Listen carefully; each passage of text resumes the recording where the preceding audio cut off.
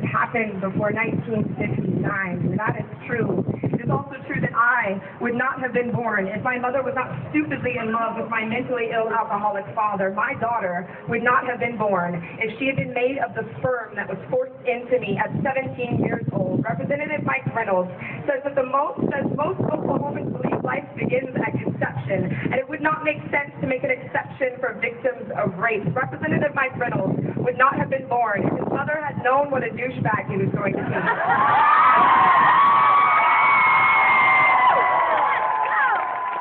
Just saying. Senators and representatives, you want to legislate personhood, and I think that is a fantastic idea. Let's hang person signs on the 10,000 children currently in state foster care. Let's give person papers to the undocumented workers that are keeping your lawns so emerald-green. Let's grant personhood to gay couples who want to marry the person they love. Let's shower personhood all over the millions of working Americans that do not wake up thinking about when life begins. They think about how to pay their mortgage when their job was sent to China. They think about how to pay for their child's class pictures, uniforms, braces, leukemia. Let's make person-sized suits of armor for the transgender children trying to fit into a culture that refuses to recognize them. Let's write huge, bold letters. You are a person on the walls of inner-city high schools, on the hospital beds of uninsured workers, on prison cell walls and truck stop bathrooms, on the tombs of soldiers killed for oil. Let's give the gift of personhood to every woman. Let's tell her that her body is no longer a battleground. Her womb is not your campaign promise. Her bedroom, not your artillery. See, I think that most Oklahomans believe that legislators are hired to make laws that help the persons that already exist. To use the money from our taxes to create real legislation that helps real people with real problems. It is true that some of us would not have been born if choice had been an option for our mothers. It is also true that there are children who have lost their mothers in dirty basement clinics.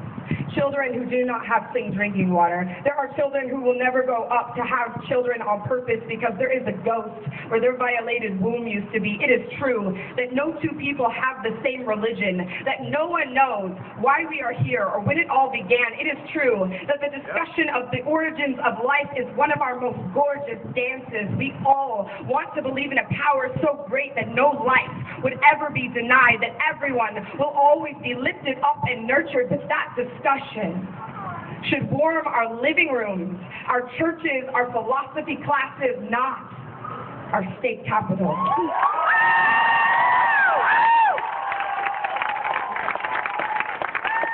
It is interesting to me, I heard from a few people when organizing this rally that we were really concerned about not saying anything angry towards Republicans.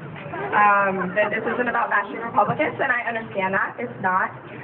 But I don't know. I feel like if I were walking down the street and somebody took a baseball bat to my uterus, that I would feel pretty okay with being upset with that person. And I would feel pretty okay with not being mad at just the bat, but being mad at the person that bashed my uterus with the bat. I don't know. That's just me. So I'm just throwing that out there, and I'm the poet, so I get to say that.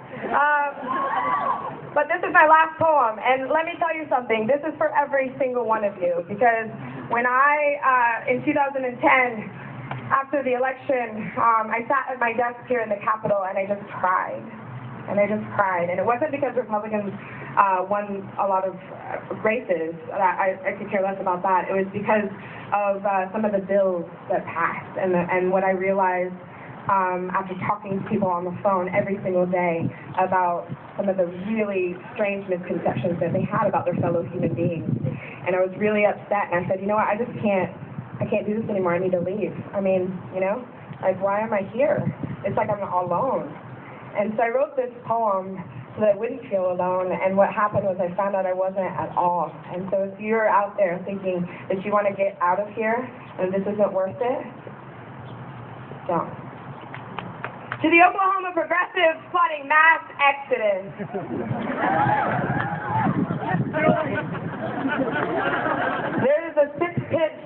in your stomach. A plantation in your front yard. The static flicker of black and white, an absurd talking picture where sepia skin has become villain. You're not sure who to trust anymore. Everyone walks backwards in your neighborhood. You are surrounded by billboards with hate-sized fonts. You're looking for a secret handshake. A fish with feet drawn in the sand, blue paint on the doorframe. You're beginning to resent the dirt for being so damn red. At night, you are a furious search engine screaming down the track towards some kind of Shangri-La, but Portland has no job. You know you can't afford San Francisco. Canada doesn't want you. Egypt seems safer than your next PTA meeting anywhere. It's better than here. But here is your home. Here is where you chose to raise your kids because the people are so friendly. Do not let them drive you away. Here is where the sunset stretches its arms wide as forgiveness across stolen plains. Here is where Clara Luper sat down at the cat's lunch counter and asked to be served. Here's where Kate Bernard was elected to office before she even had the right to vote, where hippies squatted in the Paseo until they made it an art district. Here's where Charlie Christian learned guitar, where Wayne Coyne keeps the bubble, where Woodrow Wilson Guthrie played harmonica for sandwiches. Here is the land of the heart. So it's where the healing has to take place. Tell them you are not moving. Oklahoma is worth the wait. See, sometimes evolution feels like the stinging cramp in the back of your knees when you've just grown too fast for your outdated bones. Sometimes it feels like 100 angry glares when you kiss your girlfriend in the parking lot. Sometimes it's a house in the city with 3 goats, 10 chickens, and 12 wild kids. Tear up the sidewalk, plant a garden, make a squash casserole, and invite all your terrified neighbors over. Say assalamu alaikum to everyone you meet. Fill out all government forms in Espanol.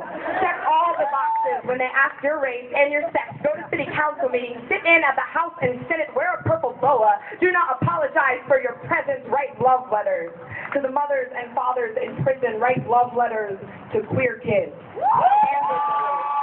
Tell them you are staying here for them. Kiss a Republican on the cheek. Show them how to love someone you don't understand. Just do something.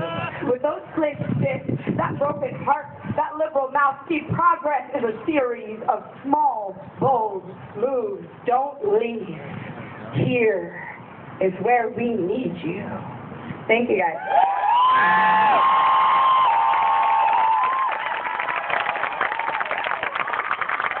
One more time. We're good. Keep it going.